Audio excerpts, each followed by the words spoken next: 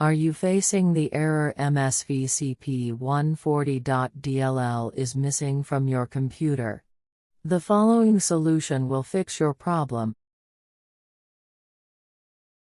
The solution is to reinstall Microsoft Visual C++ 2015, 2017, 2019, 2022 redistributable on your computer. Open the link in the description section of this video.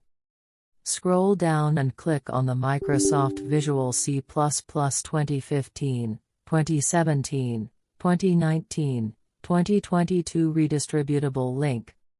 If you have a 32-bit computer, choose the x86 link.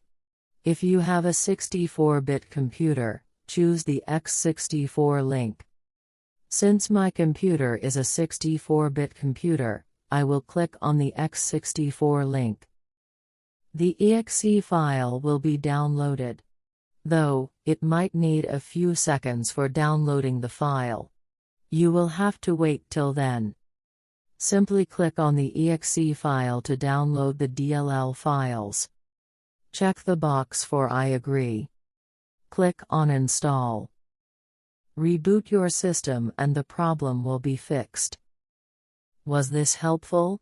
Please let us know in the comment section. Feel free to subscribe to our channel. Have a nice day.